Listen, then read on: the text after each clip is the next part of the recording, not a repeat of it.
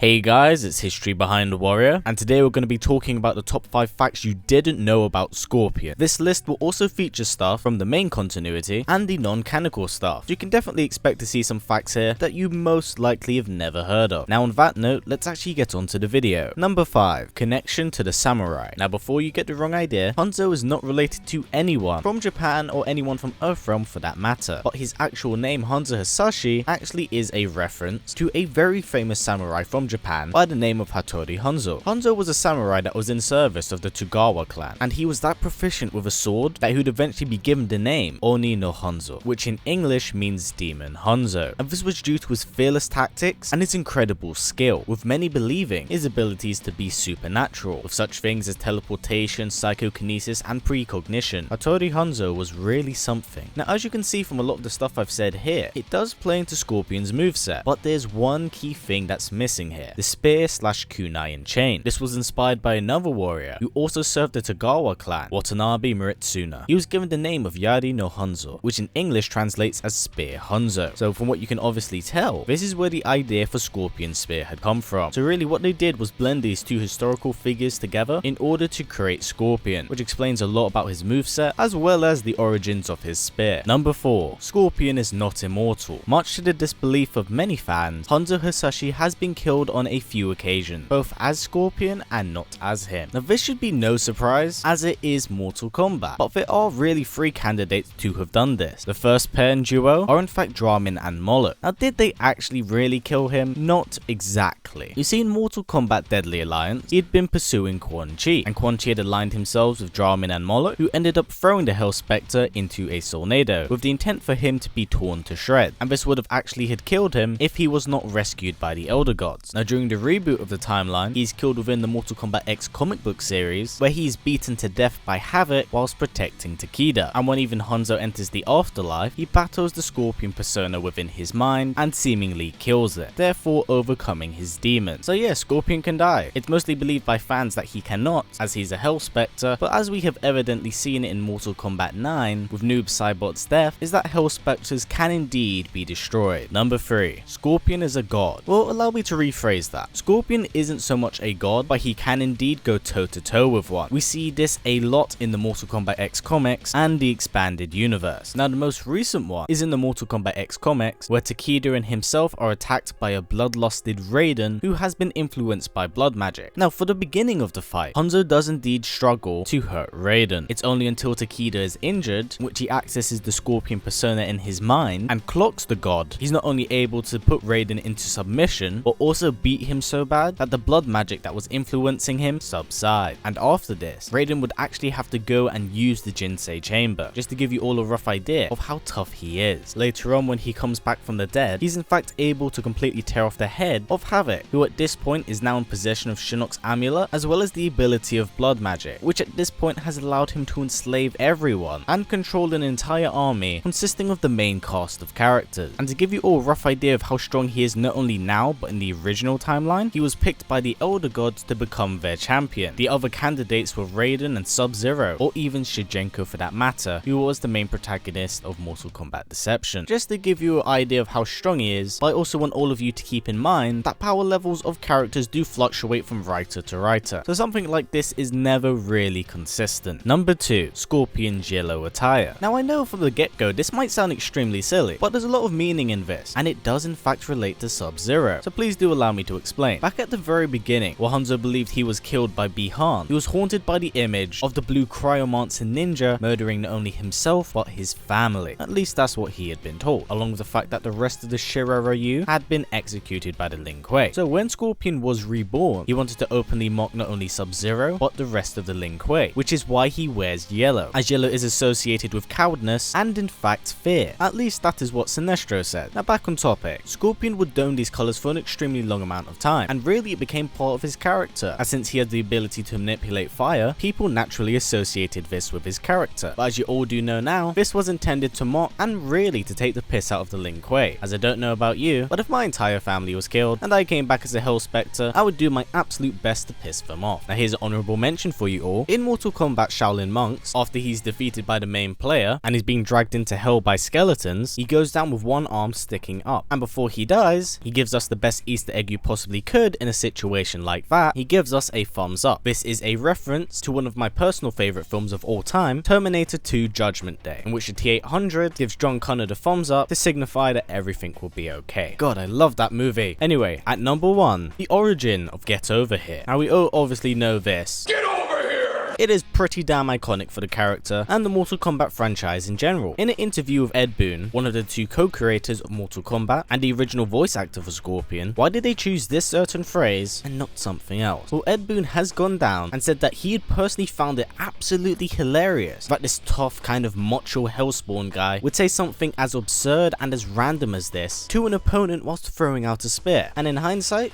you know what, he's kind of right. Little did Ed know that this would lead to numerous parodies and references throughout pop culture. Hell, there's references to this in Tomb Raider, Marvel vs. Capcom 3, League of Legends, and even Skullgirl. These 3 simple words had become so iconic and really a staple mark of the Mortal Kombat franchise. But yeah, this does pretty much wrap up the video, guys. I hope this has been quite informative as well as enjoyable, because I always do learn something out of this myself by making it for you all. Now at the current moment, I do not have another character in mind to talk about for next week's video, so in the comments below, put down a character you'd like to see me talk about, and depending on who gets the most thumbs up will ultimately determine who I talk about next week. Now tomorrow, if you're an Injustice fan, I'll be talking about the philosophy of Superman and what has really happened to this character to drive him so far from what he originally stood for. And I know a lot of you are going to say it's just Lois and her death, but there is a lot more going on here than what you just see in the video games, so please do keep an eye out for that. Now before this video does finish up, I do want to say thank you all so much for the support recently. It has been absolutely outstanding, and I thank every single one of you for sticking by my side and helping me make this channel what it is. Now before this video wraps up, guys, if possible, let's try getting it to about 500 likes. It's a great way of supporting this channel, as YouTube's algorithm is pretty much broken at this point. Not even gonna sugarcoat that. Anyway, as always, guys, please comment, like, subscribe, and share this video with everyone you know. Please take care, and I'll see you all next time.